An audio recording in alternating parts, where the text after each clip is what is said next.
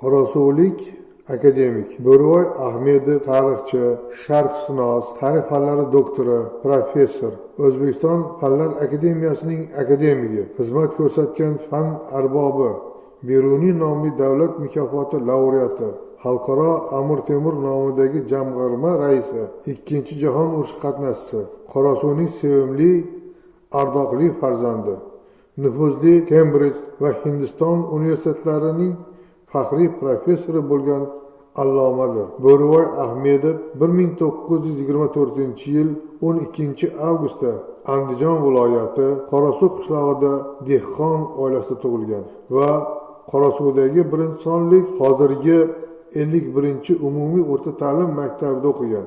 Maktabni a'lo baholarga tamomlagach, tuman matbuot markazida harf teruvchi bo'lib ishlagan. Boshlanib ketgan Ulug' Vatan urushiga 1942-yil ko'ngillilar qatorida frontga ketgan va 1945-yil qator orden va medallar bilan oilasiga qaytib, o'z ishi harf teruvchilik ishini davom ettirgan. 1948-1953-yillarda O'rta Osiyo davlat universiteti, hozirgi O'zbekiston Milliy universiteti sharqshunoslik fakultetining tarix yo'nalishida tahsil olgan. 1953-1957-yillari o'zi o'qigan maktabda tarix fani o'qituvchisi va direktor bo'lib ishlagan. Uni vatan tarixiga bo'lgan qiziqishi ilmiy izlanishiga undar edi. Bu intilish tufayli 1957-1960-yillarda Sankt-Peterburg davlat universiteti aspiranturasida tahsil olgan. 1961-yilda Abul Xayrixon davrida ko'chmanchi o'zbeklarning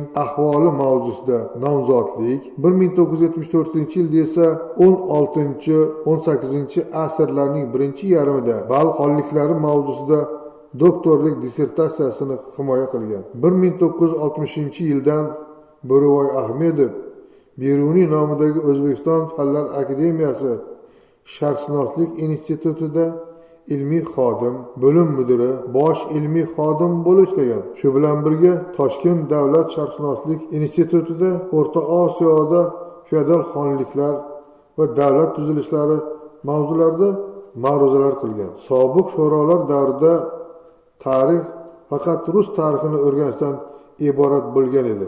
O'zbekiston tarixi esa doimo soya ostida qolgan. Shu sababli olim ko'proq vatan tarixiga oid shonli bosqich bo'lgan Amir Temur va Temurlar davriga oid manbalarni o'rganar, ular haqida asarlar yozar edi. Ammo bu asarlar keng ommaga yetib bormas edi.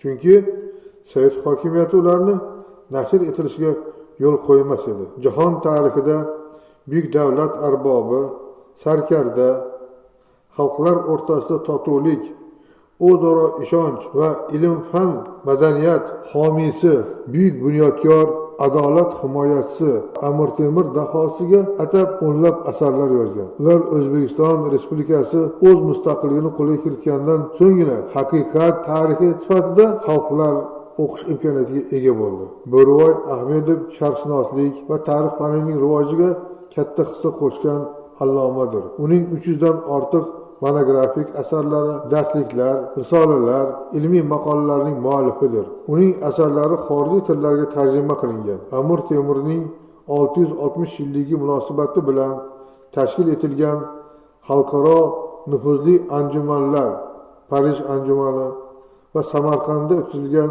konferensiyalarda Amir Temur dahosiga bag'ishlangan ma'ruzalarni qiladi. Amir Temur romanini yozadi.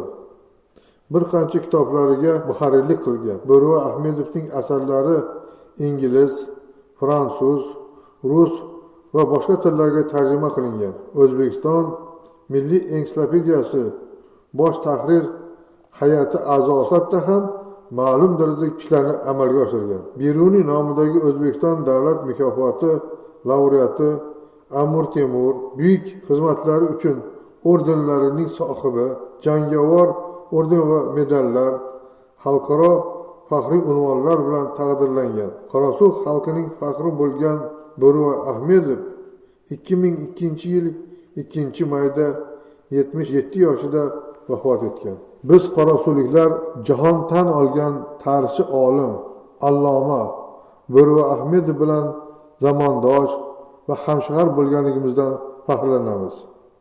Hamisha u insonning nomini qalbimizda saqlaymiz va farzand nabiralarimizga faxr ila u kishi haqida hikoyalar qilib beramiz.